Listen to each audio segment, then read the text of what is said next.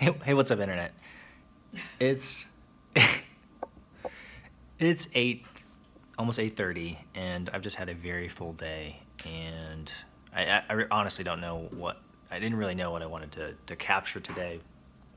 I worked out and got some footage of that, but then 12 hours later or longer, finally found some time to actually sit down and record something, which of course I'm committed to do every single day. But my wife and I had a really important and powerful conversation that I'm going to try to share with you a little bit here with my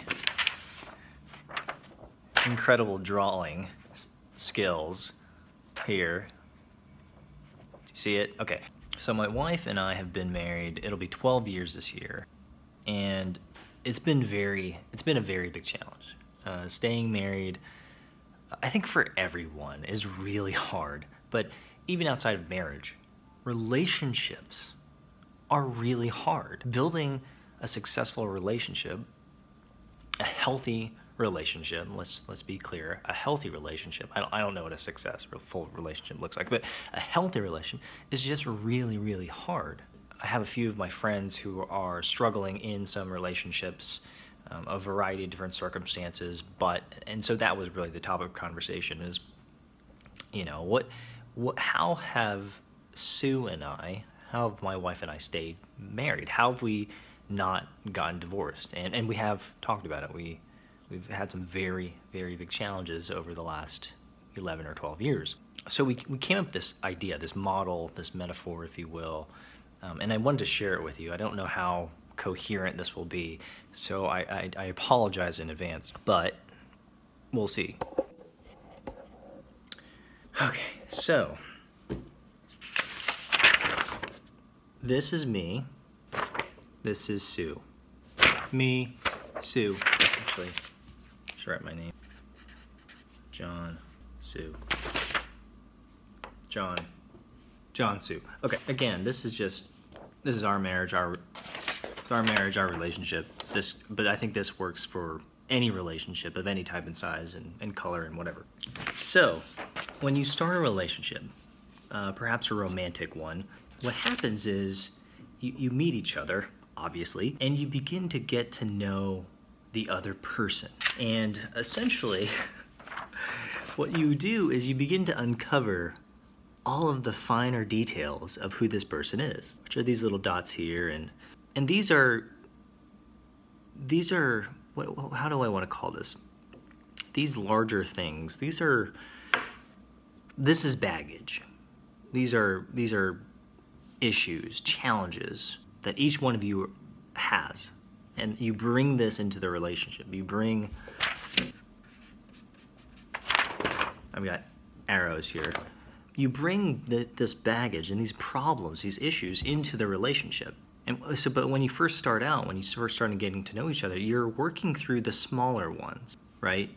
Oh, you don't like coffee? Oh, I can deal with that. Stuff like that. But over time, the longer that you're in relationship with this person, you begin to realize that they're just not as perfect as you thought they were, or that you hoped they were, or something like that. And if you hang out with them long enough, you begin to uncover, you begin to identify the big problems, the big issues, the big pieces of baggage. These might be daddy issues or mommy issues. These might be issues with some really traumatic event like, I don't know, death in the family, or I don't know, being molested as a child, or something that happened at school that was traumatic, or bullying, or, I don't know. It's like tons of, but these are deep-seated, personal, intimate, big issues that, again, each of you bring into the relationship just because you are who you are and you bring them with you.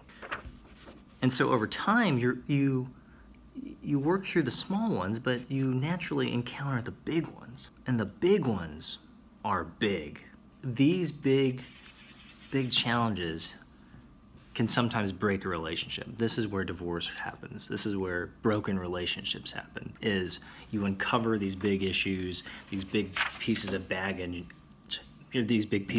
and you're just like, I did not sign up for that. I can't deal with that.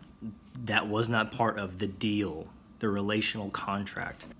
That feels unfair, or that's a big surprise and I wasn't prepared for that. I'm not emotionally ready to handle that or to take that on as part of our relationship. And a lot of those conversations are necessary. You have to. But a successful a healthy relationship manages to work through those problems. And when they encounter these big problems, these big issues, these deep-seated challenges, they work on them together. And the motivation is that I still love you, I still respect you, I still want to be with you, despite these things. And by identifying it, doesn't mean that we've solved it, but you're still worth it to me.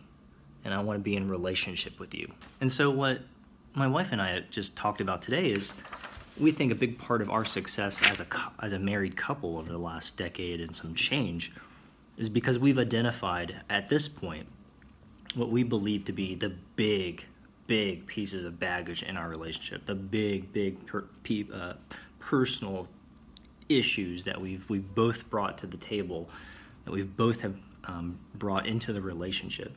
We've identified them. We know they exist. We haven't solved most of them, or maybe even any of them, but we know that they're there, and we accept and love each other just the way we are. And we hope that over time, of course, that some of these things can be resolved or fixed or whatever. But let's be honest, some of these things, some of these big ones, they're not ever going away.